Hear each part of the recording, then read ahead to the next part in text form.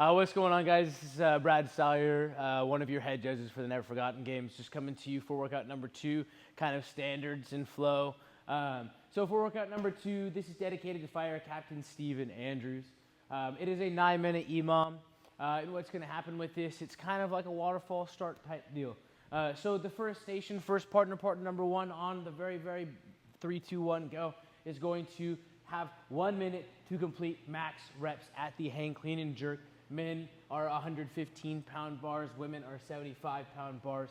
And then after that 1 minute is up, that partner 1 is going to immediately go to this second station, and they're going to do max reps of a pulling movement. While partner 1 is going to that second station, the second partner is going to the first station to do their round of max reps, hang, clean, and jerk.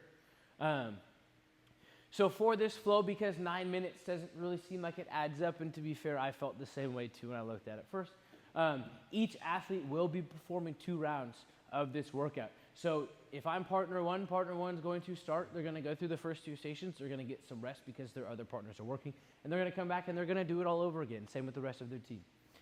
For your pulling movements, these are gymnastics pulling movements. So for the scoring right here, jumping pull-ups or or any other form of scaled pull-up will get you 0.5 points per rep. For the hang, clean, and jerks, each rep is worth 1 point.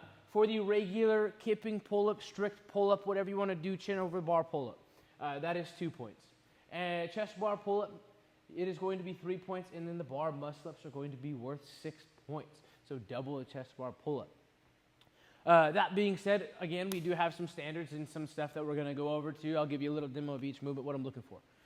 First off, for your hang, clean, and jerk, since that's the first movement that you guys are doing in this workout, your bar, as you're doing the hang, must return below your hips with your arms fully extended below your hips. They may not be bent or in like your little hip pocket like this, and I'll show you an example of what I'm not looking for. Knees, hips, and elbows must be locked out at the top of the jerk. We know exactly this is the standard for everything else. So your knees may not be like this. They must be extended. Your hips cannot be closed. They must be open. And your elbows must be fully locked out overhead.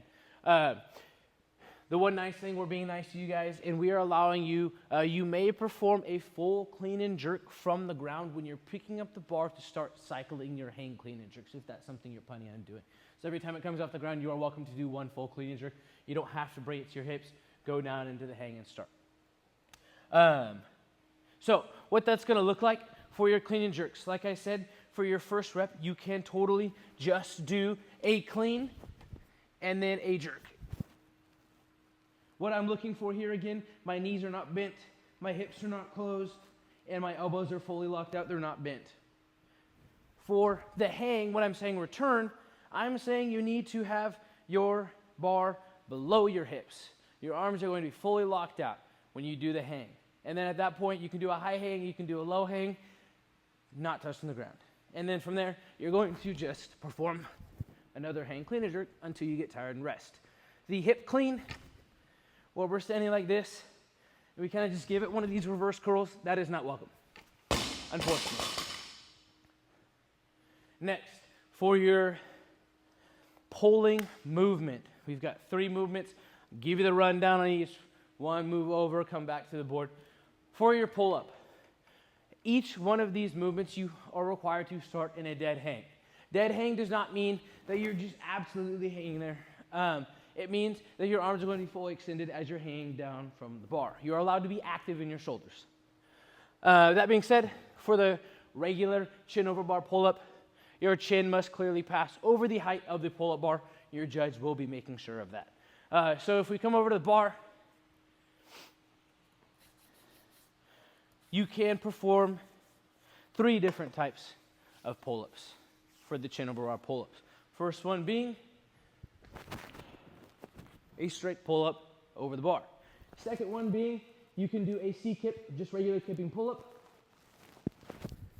and get your chin over the bar. Third one being butterfly pull-up,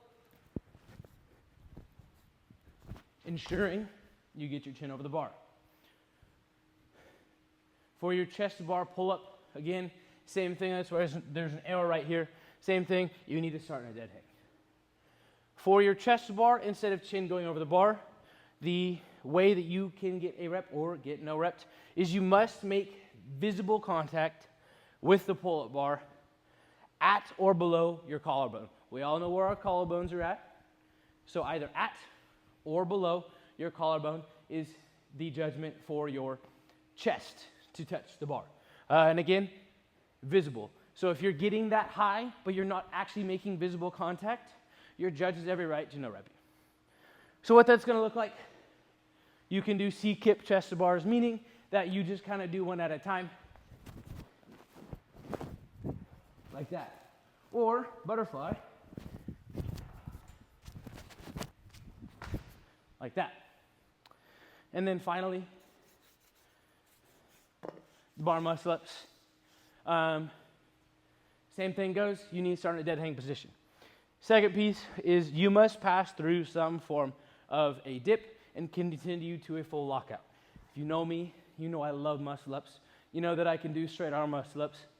Those are not allowed in this competition. So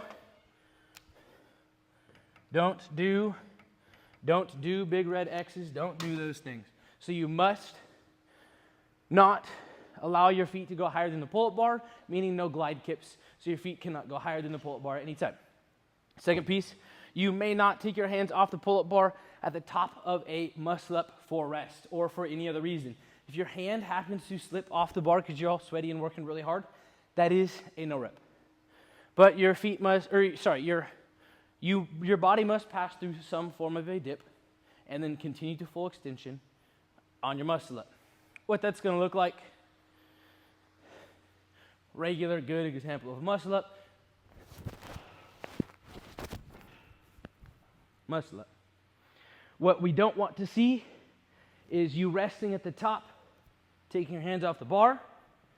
What we also don't want to see is your feet coming up higher than pull-up bar. I'm not good at it. But one thing we need to make sure is that we don't do straight arm muscle-ups. There was no dip shown. Show your dip. Any more questions? Don't hesitate to reach out. I'd love to answer them.